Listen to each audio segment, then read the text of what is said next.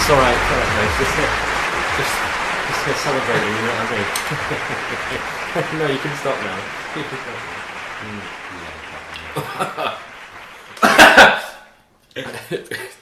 It's like 1 PM. Right. I'm not going to do that again. That was shit, wasn't it? Okay, welcome to Film Talk, a show where we're going to talk about films that we've seen during the week. Ben's just going to agree. Okay, Ben, what's the first film we saw this week?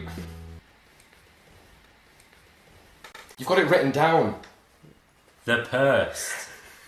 Right, The Post. Ben, tell us about The Post. Give me some info. The Post, starring Mr. Tom Hanks and Meryl Streep. The Post is a Steven Spielberg film about the Washington Post during the Nixon years. They found some secret documents that the government didn't want published, and terror ensues. What? But it's a true story. So if you know what happens, you know what happens. If you don't, then well, you don't. Do you? Ben, what did you think about The Post? Give me a verdict. My verdict overall: good story, but a bit slow. Bit slow. Okay. I feel like the narrative and what it's about. Obviously, it's a true story. I love true stories. So what it was about was good. It kept me interested, but it was quite a slow film. There's not much action in it because it's about newspapers and stuff. Much like we also went to see All the World's Stage. What's it called? All the Money in the World. We went to see All the Money in the World recently, and again like that, true story. It was a good story, but do you think The Post it was enough story to warrant a full feature film? No. Because I would agree. Actual storyline. It's a very short storyline, just a bit dragged out. It's like they have this dilemma whether should we publish these documents or should we not? And the whole film is kind of just Meryl Streep thinking, should I do it, should I not? Yeah. And it's like if that was like the first half, not to spoil it, but the film ends like with their decision. So it happens whether they do or they don't. It ends with that decision, and you kind of want to see, what happens afterwards. And we don't really get any of that, which I think was a bit of a letdown. It was 116 minutes long. Yeah. The thing is, though, I was enjoying it. It was slow, but it's like I could have kept going. Yeah. So if it did extend by another 20-25 minutes, I don't think I would have minded, because we would have seen what happened afterwards. Because mainly, which we'll get to our next point, is the cast is superb. The national treasure that is Mr. Tom Hanks. Meryl Streep is brilliant as always. You liked Bob, didn't you? Bob Odenkirk. Yeah. Who we know as Saul Goodman from Breaking Bad. Also, Spielberg's direction, he's very good at the master It's a bit shot. of a character-driven piece. Yeah. I believe. There's not a load of character development, but there's definitely some character development. No, we kind of knew everything about, like, Meryl Streep character who's in charge of The Post. Like, we kind of get her backstory just through, like, within the first 10 minutes. She's obviously a woman in a sea of men, and the men don't like a woman being in charge. So it's kind of there's relevant issues. It's a relevant film, but not a lot comes of the characters. It was a great watch. It was well directed, well acted, but not enough there, I think, to warrant a full film. If we go onto the movie rating app/website Letterboxd, what did you rate it, Ben? Out of 5 stars? We both rated it 3.5. We did. So okay. We agreed on something for once. But in the film talk scale, our film talk scale, we have 3 marks on the scale. The top one, if it's a film that we really like, it is tastefully done. In the middle, it's kind of like it's done. And then if it's just a terrible film, it's bad. It's burnt. It's not tastefully done. It's not. It's just burnt. It's just Just don't bother with it. What would you say the film is? It's kind of like it's all right. Yeah. We've got a solid scale going on here. Film number 2. The second film we watched. It's 3 Billboards. 3 Billboards Outside Ebbing, Missouri. Yes. This is a wonderful film. I did really enjoy this film. Probably one of my favourites we've seen. And the cast, I can't read them. Frances McDormand. I'm reading the wrong one. Frances McDormand, Sam Rockwell and Woody Harrelson are the main 3. Yes. And they all do, fucking exceptional jobs. Nominated for a number of Golden Globes, nominated for a number of Oscars. Sam Rockwell and Frances McDormand won the Golden Globes for their performances. In terms of the plot, it's a story about a mother whose daughter has been killed. So she puts up 3 billboards to taunt the police into doing their job. Written and directed by Martin McDonagh, who did In Bruges and Seven Psychopaths. If you haven't seen them, very funny films, good dramas as well. And I think he finds a good balance here with 3 billboards. I thought it was quite a minimalistic plot. That I felt there was only one proper storyline. It was very much, as I've said before, it's very much a character piece, I would say. There's no question and then it's resolved. It's very much, let's watch these characters go through this scenario. A friend of ours said he felt it was a bit too long, but it's only, how long is it? It is 115 minutes. Right, it's just under 2 hours. Shorter than the Purge. But I understand the criticism of them feeling it's too long because, like you say, there's no plot in terms of, we're building to something. It's definitely not. It definitely doesn't follow the usual story beats of here's the inciting incident and then there's a climax. There isn't really a climax. It kind of just brings itself to a natural end. But I really enjoyed it.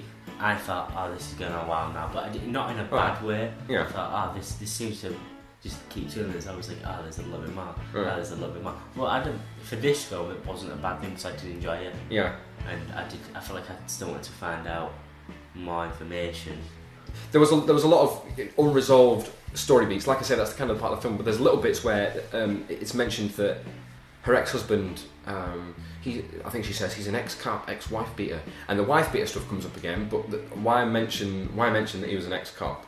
Yeah, it seems like that was just we were meant to go. He was an ex-cop, was he? But nothing comes of it. Yeah, it's like Martin McDonagh just wrote his first draft and forgot to set them out, and then just forgot to take the little shit bits. It's like, you know what? Yeah, it's good that. But still, very good script. Incredible script. But if we're looking at the rating, what did we rate it on the movie rating app / website? I rated it a 4-star. Okay, why? Why?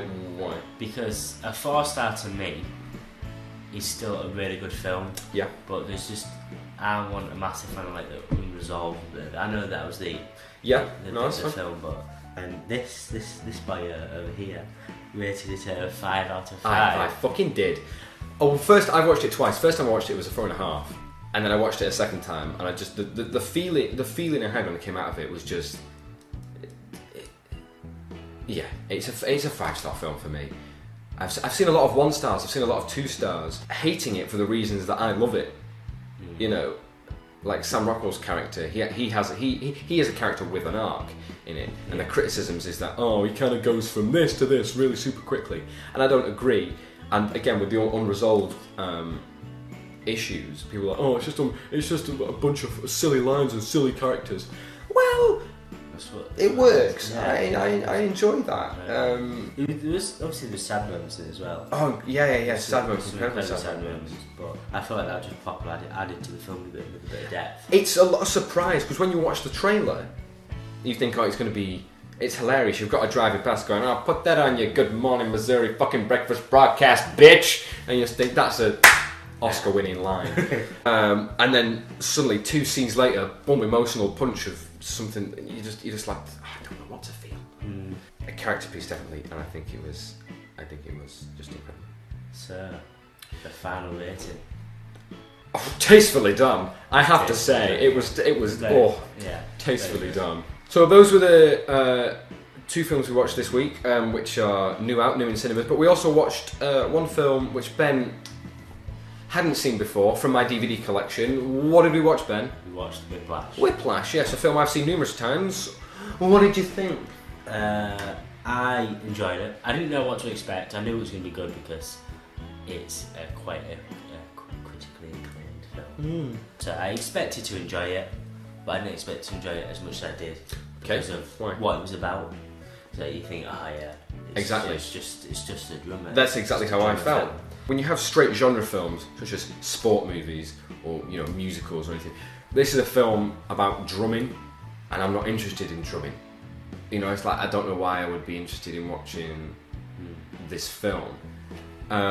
And then it got all the critical acclaim, and then I bought it, watched it, and it's just an incredible drama. It's just a film about just obsession and you know how far people will go to get what they want. Makes it really intense. It's very intense. You don't think it's going to be no a film, yeah.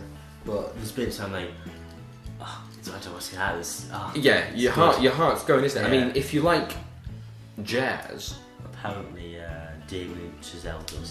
Damien Chazelle really likes jazz, doesn't he? He's trying to keep that going. Of course, Damien Chazelle is the writer and director of La La Land. Whiplash was his film before that. Great director, nice visual style he has. He likes these quick pans. Yeah, I think went well. The sound in that was pretty good. It is incredible. All the instruments and the little bits when they play it. It's very good sound design. It is.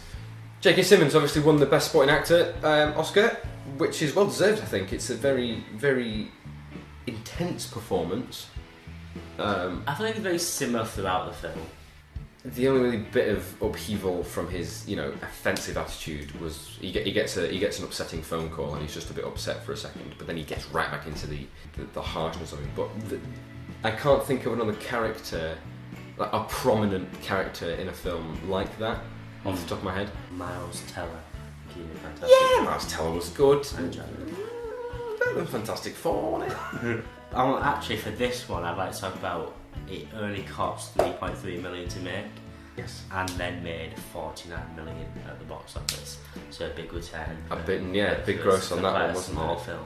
Straight off the short film. If you watch the short film, there is actually one shot where the music book's open and his finger goes on it, and then drags across, and that is the exact shot taken from the short film, which is also very good.